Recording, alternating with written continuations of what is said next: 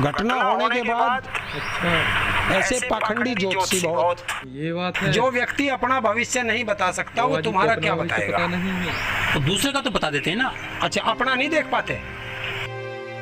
श्री राम, जय श्री राम, जय जय श्री राम।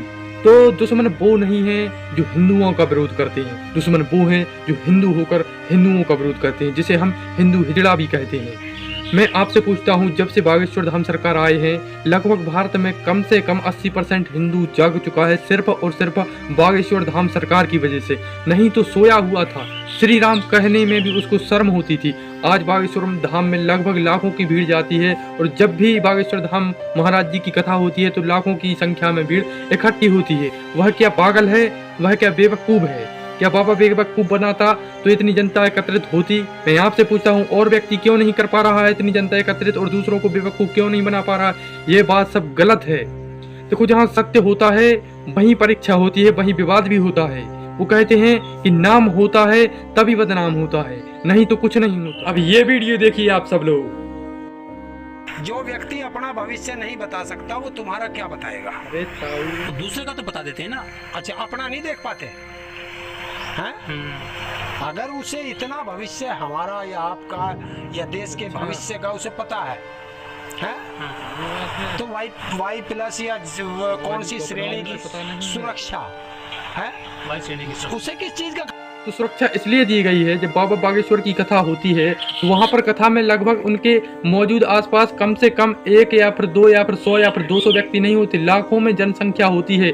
वहाँ पर आप जैसे कुछ इंसान भी होते हैं जो ऐसी इस प्रकार की सोच रखते हैं, वे भी मौजूद होते हैं। बाबा 1 या 2 की तो पर्ची बना देंगे या फिर देख कर बता देंगे, लेकिन जब वहाँ पर कुछ लोग अगर ऐसे भी होंगे तो उनको सुरक्षा लेना चाहिए और लेना ही चाहिए, इसलिए वो सुरक्षा लिए हुए हैं। और बाबा बागेश्वर ने यह भी कहा है कि मैं कोई भगवान नहीं हूँ, ना मैं किसी का भविष्य बताता हूँ, मैं तो केवल हनुमान जी का एक छोटा सा भक्त हूँ, मैं कोई भगवान नहीं हूँ। और भक्त को तो सुरक्षा और असुरक्षा की तो बात ही नहीं होती।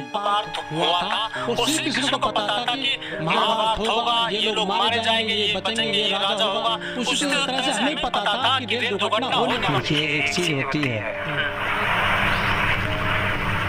मरे पीछे तो डॉक्टर बहुत, तो मरने के बाद तो सब बताएंगे। तो दोस्तों, मैं आपसे पूछता हूँ कि कुछ लोग गुटखा खाते हैं, दारू पीते हैं, उनका परिणाम क्या होता है? उनको भी पता होता है कि इससे हमारे फेफड़े खराब हो जाएंगे, हमारे लंग्स खराब हो जाएंगे, हमारे शरीर में कैंसर हो जाएगा, फिर भी वो सेवन करते हैं ऐसी चीजों का, जबकि उनको ये सब का पता होता है कि इससे हमारी मृत्यु भी हो सकती है। और जब महाभारत काल में जब द्रौपदी का चीरहरण हुआ था तो भगवान श्री कृष्ण को पता था, लेकिन वह भी कुछ नहीं कर पा रहे थे। अंत में उनकी मदद जरूर की थी, उनको बचा लिया था, लेकिन विधि के विधान को कोई नहीं बदल सकता। पता होने के बावजूद भी भगवान श्री राम को वन जाना था, उनको पता था।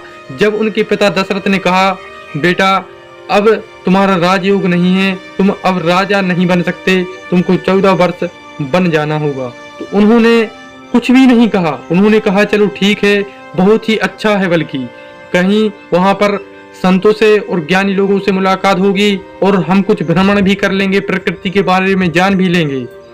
तो ऐसा नहीं है कि जो कुछ हमें पता हो उस पर हम रोक लगा लें, ऐसा संभव ही नहीं है।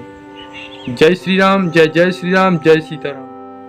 मैं आपसे एक बात पूछना चाहता हूं कि दुनिया भर में सबसे ज्यादा ईसाई है, जिनकी जनसंख्या 200 करोड़ है और उनके पास 130 देश हैं। सेकंड नंबर पर आते हैं इस्लामिक, जिनकी जनसंख्या है 150 करोड़ और इनके पास 57 देश हैं। थर्ड नंबर पर आते हैं बौद्ध, इनकी जनसंख्या है 80 करोड़ और इनके पास देश हैं 10। फोर्थ नंबर पर आते हैं यूथ, इनकी जनसंख्या है 1.5 करोड़ और इनके देश हैं 1। और हम हिंदू, इनकी जनसंख्या है 100 करोड़ और हमारे पास कोई देश नहीं है।